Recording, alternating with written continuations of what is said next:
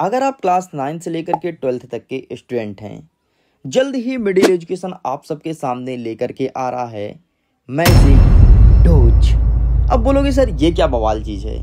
अभी तक हमने आपके हाइब्रिड सैंपल पेपर का नाम सुना था, मैंने सुना था बूस्टर डोज का, लेकिन मैजिक डोज मुझे कुछ समझ नहीं आ रहा। बताता हूँ, थोड़ी रुको।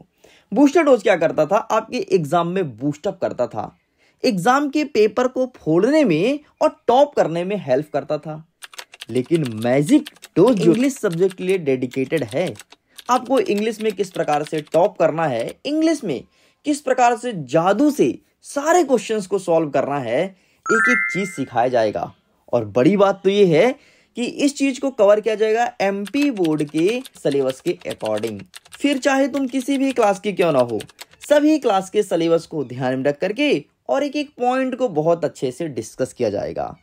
मैजिक डोज में तुम्हें मैजिक की तरह अंग्रेजी सिखाया जाएगा और ये अंग्रेजी तुम्हें चुटकी बजाते ही आसान लगने लगेगी। मैं एक एग्जांपल देता हूँ। My father is dash dash dash engineer.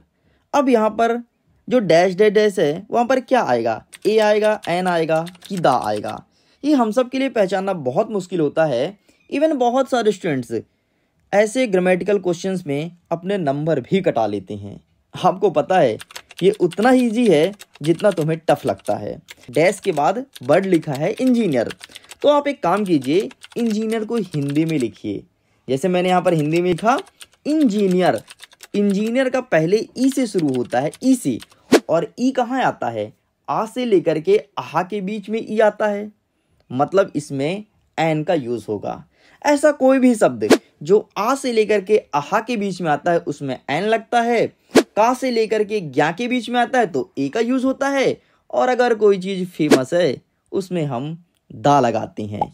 इस प्रकार से हमें ट्रिक से सारे क्वेश्चन को उड़ाना है। फिर चाहे तो तुम्हें सो दैट का यूज करना हो, इफ अनलेस का यूज करना हो, या फिर सिंस फॉर का, सारे क्वेश्चंस को हम चुटकियों में उड़ाएंगे। आपको पता है इसका कीमत एक बर्गर से भी कम कीमत में रखा गया है और इसका आउटपुट महिंद्रा थार के बराबर मिलने वाला है।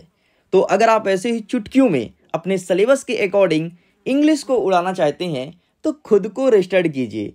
टॉप 50 स्टूडेंट के लिए मैं मैसिव डिस्काउंट देने जा रहा हूं।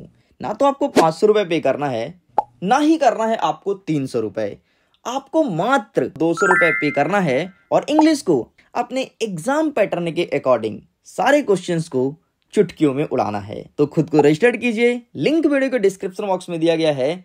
अधिक जानकारी के लिए इस व्हाट्सएप नंबर पर हमसे कनेक्ट हो जाइए।